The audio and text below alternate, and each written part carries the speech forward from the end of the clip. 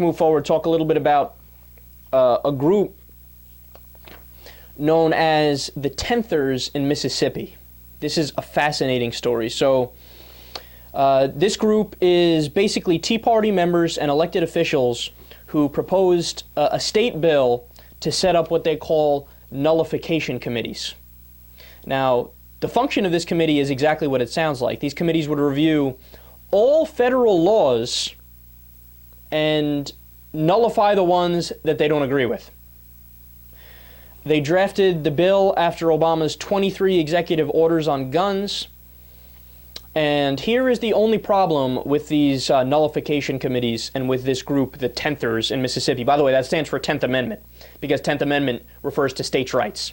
And in the Republican mind, as you all know, the only two amendments to the United States Constitution are the 2nd and the 10th. And these guys don't have a fundamental understanding of either of them. But the only problem with these committees is that they are blatantly unconstitutional. So I love how these guys just cherry pick from the Constitution and then just harp away on the stuff that they like and blatantly ignore the stuff that they don't. So in the Constitution, for those of you who might not be constitutional scholars, there's this little thing known as the Supremacy Clause that basically says federal law supersedes state law.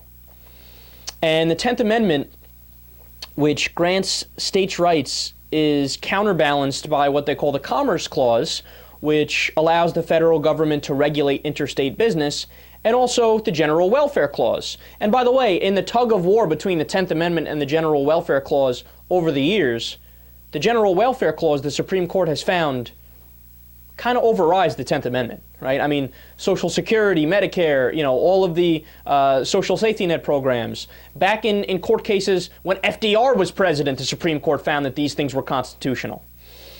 So I love how they just ignore these parts of the Constitution, these Tenthers, but they just harp away like they are constitutional scholars, like, nope, 10th Amendment, states' rights, states' rights, states' rights. That's all that in the Constitution there. Mm-hmm. And just to give you guys a little history, you want to know the last time that nullification committees were set up?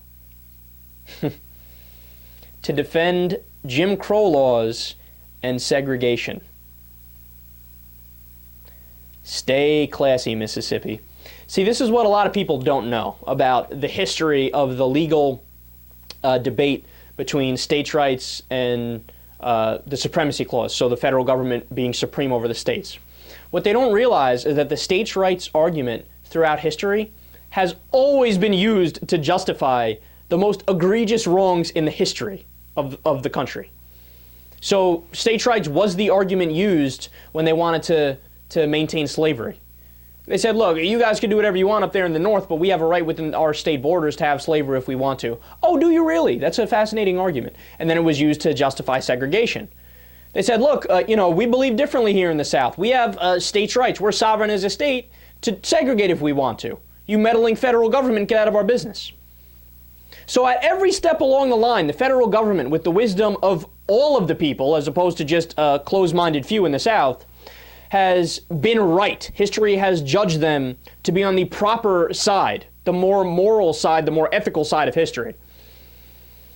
But leave it to a ragtag group of Tea Partiers in Mississippi to not understand this nuance or this history and to just plow forward with their ridiculous plans.